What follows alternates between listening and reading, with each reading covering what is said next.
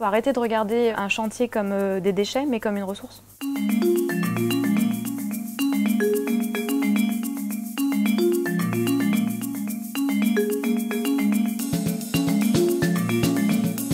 C'est une opération, on va dire, test pour la déconstruction et le réemploi des matériaux, principalement sur site.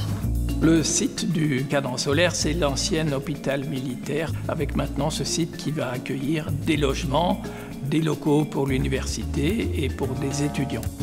C'est aussi un des éléments de la polarité nord-est qui est en train de s'élaborer.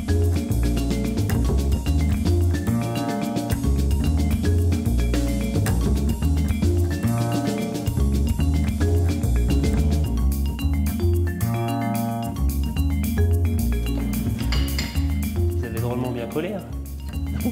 J'ai vu, il y a des trucs intéressants. On a quand même l'escalier, on a l'évier. Et de ce diagnostic ressources-là, on dit, voilà, on a un potentiel qui peut avoisiner entre 20, 30, 40%.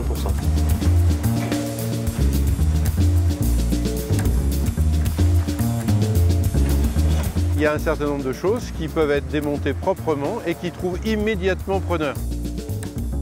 Donc Batitech nous sert à expérimenter ça. Les luminaires sont très jolis, donc on vient en rechercher. Et puis il faut aussi que je regarde d'autres choses.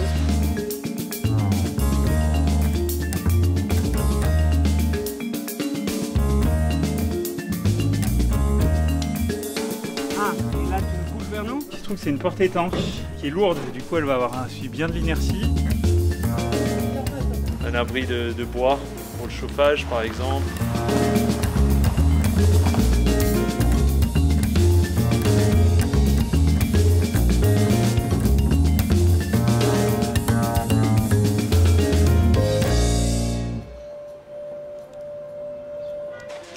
Les magasins proposent tout, donc on ne fait plus.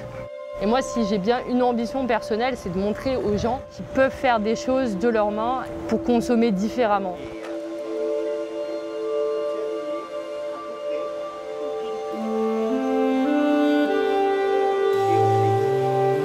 Nous avons mobilisé tous les acteurs du territoire, maîtrise d'ouvrage public dans un premier temps.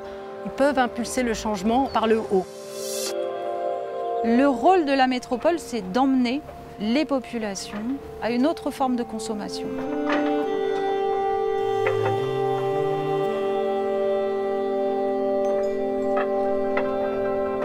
Ils ont tous cette envie de recycler, de réemployer, d'essayer d'utiliser moins de matériaux, moins de ressources. Ils sont tous moteurs en fait. On a des gens très engagés et qui trouvent dans ce travail des valeurs qu'ils ne trouvent pas forcément sur des chantiers plus classiques. C'est quand même plus une question de conviction que d'argent. L'innovation de ces chantiers, elle va forcément avec la transition, qu'elle soit énergétique, climatique, à la fois sociale aussi. C'est des projets qui sont à plusieurs pour penser et inventer en fait des nouveaux modèles.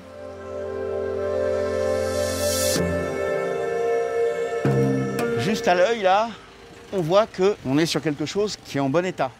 Sur le bois, on est dans une situation qui est un peu particulière, c'est qu'aujourd'hui il y a une pénurie de matériaux. Donc on ne sait pas encore quelle incidence ça peut avoir. Bénéfique pour le réemploi pour le coup. Donc ici, on a 2 pelles sur la fin du bâtiment 3.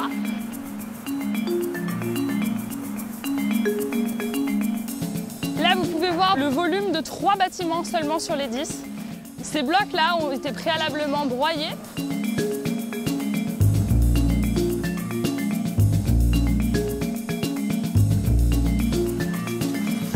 Notre pelle est en train de mettre en place sa pince de tri pour pouvoir trier le bois, les DIB, le plastique, les pierres, etc.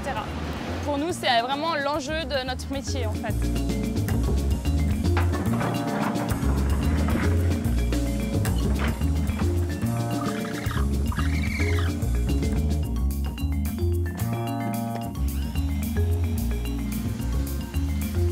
C'est un préau des matériaux qui va un peu servir de ressourcerie dans les déchetteries.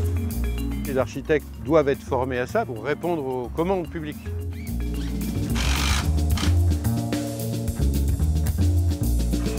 Il y a une génération d'ingénieurs, d'architectes qui pousse à aller beaucoup plus loin dans une construction zéro déchet, zéro carbone. Et il faut aussi que les cadres réglementaires s'ajustent à ça.